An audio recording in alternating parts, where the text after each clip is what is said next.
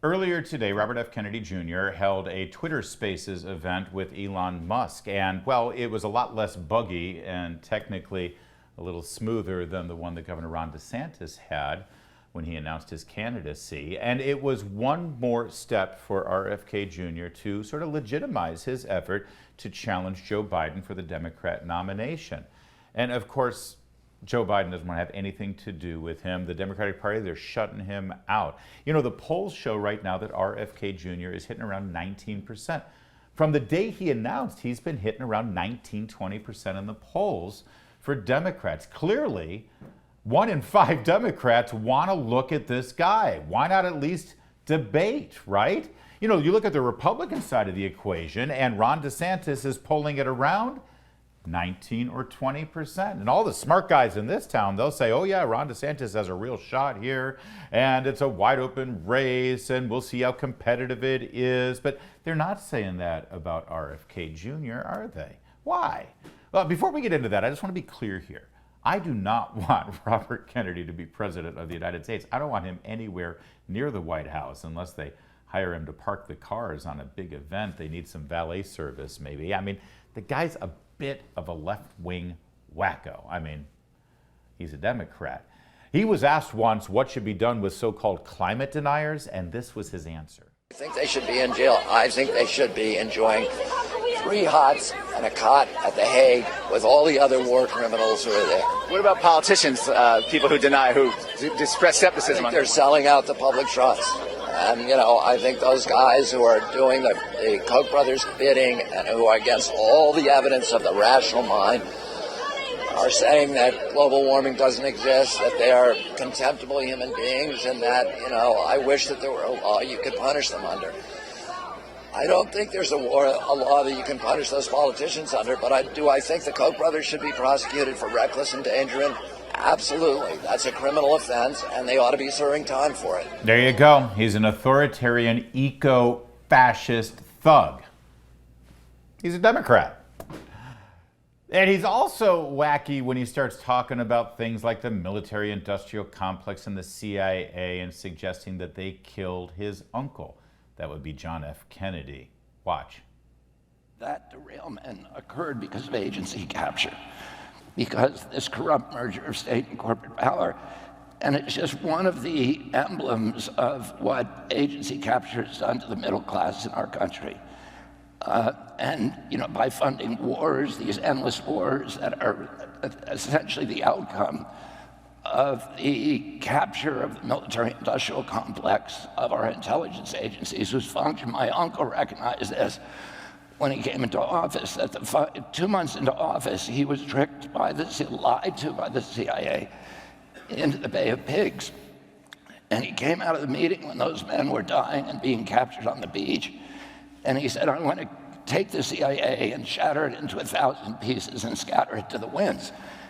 And he recognized the function of those agencies, the military apparatus, the intelligence apparatus, had devolved from protecting our country and providing good information to presidents into providing an endless pipeline of wars and military conflicts for the military. This is Oliver Stone stuff. And in any other election, in any other news cycle, Joe Biden would love to get on the debate stage with a guy like this. You see, Joe Biden has pretended his entire career that he's a nice, kindly, safe, normal, moderate. I'm not like those fringy guys over there. No, no, no, no. You can trust me. I'm just going to be a good, judicious, moderate Democrat who's going to work with both sides. Now, we've learned otherwise, but this would be a great opportunity for him to get up there and actually show the American people the contrast. See, at least I'm not like that.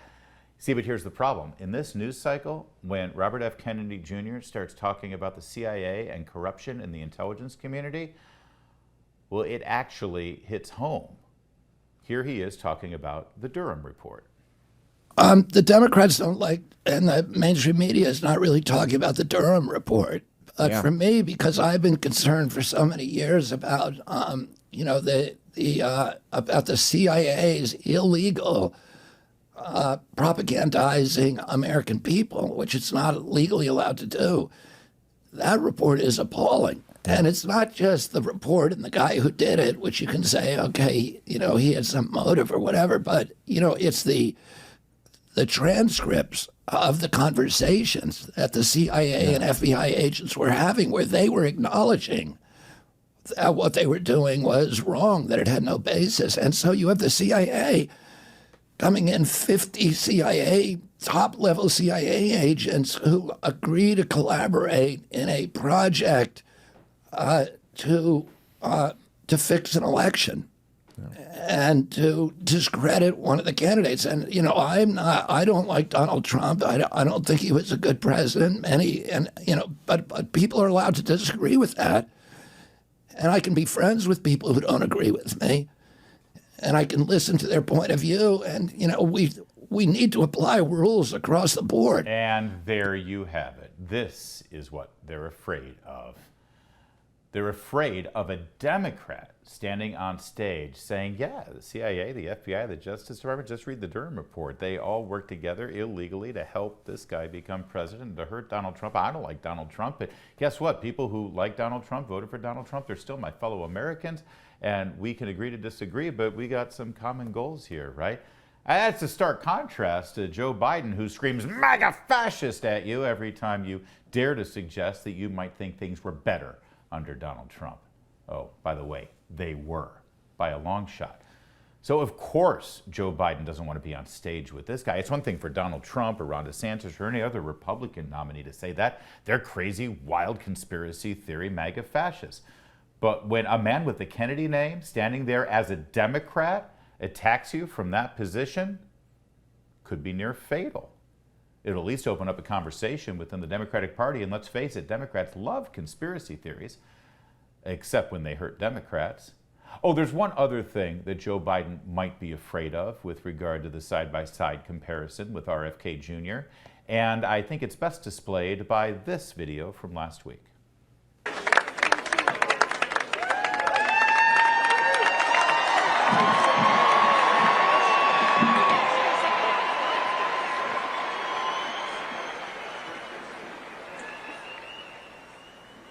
Yeah, it was the sandbag. Gets you every time. There may be sandbags on the set when he has that debate with Robert F. Kennedy Jr., and we can't have that. But even if he isn't falling in a crumpled old mess of bones and skin on the stage, there's still going to be an obvious contrast between a rather energetic young Kennedy and this feeble, tired, angry, mean old man. And they don't want that either. But it would be a good thing, not just for the Democrats to actually have an open process where voters get to decide who their candidate is, but ultimately it would be a great thing for Republicans. You see, after seeing wacko Robert Kennedy and feeble, old, angry Joe Biden on the stage, most viewers in this country, most voters, will reach the right conclusion. Anybody but these guys. I don't care who the Republican is. We can't go in this direction, not for 4 more years. And that would be good for the Republican candidate, whoever he or she may be, and it would be great for our country. There's more to come on O'Connor Tonight. You're watching Salem News Channel.